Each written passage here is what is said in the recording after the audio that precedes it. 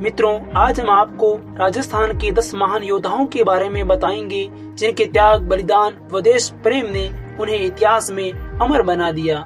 मित्रों, यह 10 योद्धा ऐसे योद्धा थे जिन्होंने अपनी माटी की रक्षा के लिए मर मिटे, पर विदेशी आक्रांतों के आगे घुटने नहीं टेके। मित्रों, इन महान योद्धाओं की वीरता, त्याग, राष्ट्र प्रेम की कहानियां आपने अपने बचपन में अपनी किताबों में अवश्य पढ़ी होगी।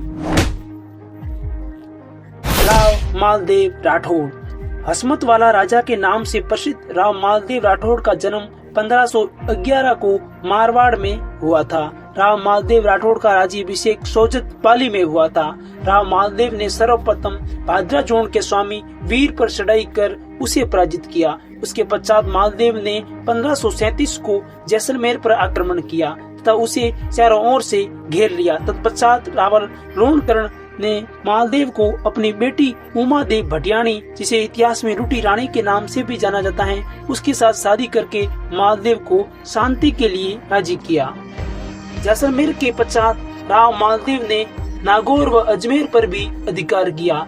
जैतारण के निकट गिरी सुमेल नामक स्थान पर जनवरी 1544 में मालदेव व शेरशाह सूरी के मध्य भयंकर युद्ध हुआ। बताया जाता है कि हार शेरशाह सूरी ने घबराकर युद्ध के दौरान जमीन पर बैठकर नमाज अदा करने लग गया था। इस युद्ध में जैता कुंपा बहुत ही खतरनाक तरीके से युद्ध लड़ा। अंत में वीर गति को प्राप्त युद्ध के समय शेरशाह ने कहा था कि मैं एक मुट्ठी भर बाजरी के लिए हिंदुस्तान की बादशाहत खो देता। राव मालदेव के पास 58 प्रगणों का शासन था। 52 युद्ध राव मालदेव ने अपने जीवन काल में लड़े थे। इतिहासकार राव मालदेव के बारे में लिखते हैं कि हिंदुस्तान के राजाओं में मारवाड़ के शासक मालदेव की फौज और शान और शौकत सबसे बढ़कर थी। राणा पूंजा। मित्रों, राणा पूंजा का जन्म मेरपुर में हुआ था। इनके पिता का नाम दुधा होलंकी था। पिता की मृत्यु के पश्चात 15 वर्ष की अल्प आयु में इन्हें मेरपुर का मुखिया बनाया दिया गया। राणा पूंजा भील आदिवासी समाज के लिए शौर्य का प्रतीक है। राणा पूंजा मेवाड़ के एक भील योद्धा थे जिन्होंने हल्दी घाट महाराणा प्रताप का साथ दिया था। युद्ध में पूंजा भील ने अपनी सारी ताकत देश की रक्षा के लिए झोंक दी थी। हल्दी घाटी युद्ध के अनिर्णित रहने में गुरिल्ला युद्ध पद्धति का ही करिश्मा था, जिसे पूंजा भील के नेतृत्व में काम में लिया गया। इस युद्ध के बाद कई वर्षों तक मुगलों के आक्रमणों को विफल करने में भीलों की शक्ति का अविस्मरणीय योगदान रहा। राव चंद्रसेन राठौड़। मित्रों, भले ही इतिहासकारों ने राव चंद्रसेन के त्याग, बलिदान व वीरता का जिक्र नहीं किया हो इतिहास में, परंतु राव चंद्रसेन की वीरता व त्याग को कभी भी भुलाया नहीं जा सकता। इतिहास का भूला बिसरा योद्धा व महाराणा प्रताप का अग्रगामी नाम से प्रसिद्ध राव चंद्रसेन राठौड़ मालदेव के सबसे छोटे पुत्र थे। ये बचपन से ही वीर व पराक्रमी थे। इन्होंने आजीवन मुगलों से संघर्ष किया, लेकिन मुगलों की अधीनता स्वीकार नहीं की। इनका नाम सुनकर मुगल कांप उठते थे। महाराजा सूरजमल। जाटों का पलेटो नाम से विख्यात महाराजा सूरजमल राजस्थान के भरतपुर के जाट राजा थे। इनका जन्म हिंदू जाट परिवार बदन सिंह व रानी देवकी के यहाँ हुआ था। इन्होंने भरतपुर में लोहागढ़ किले का निर्माण करवाया था, जो कि एक अभेद किला माना जाता है। यह राजस्थान का ही नहीं, भारत का एकमात्र ऐसा किला है जिसे कभी भी सैन्य रूप से अधीन नहीं किया गया। उस समय सूरजमल के नेतृत्व में हिंदू साम्राज्य अपने चरम पर पहुंच गया था। राणा कुंभा।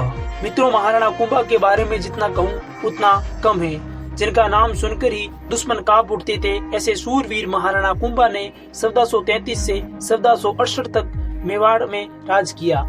मित्रों, महाराणा कुंभा को वीरता के लिए तो इतिहास में जाना ही जाता है, पर अनेक दुर्ग व मंदिरों के निर्माण के लिए भी उन्हें इतिहास में याद किया जाता है। इनका स्थापत्य युग स्वर्ण काल के नाम से जाना जाता है। चित्तौड़गढ़ में स्थित विश्व विख्यात कीर्ति स्तंभ की स्थापना राणा कुंभा ने करवाई थी। मित्रों, आपको जानकर हैरानी होगी कि मेवाड़ में निर्मित 84 किलो में से 32 किलो का निर्माण राणा कुंभा ने करवाया है। राणा सांगा।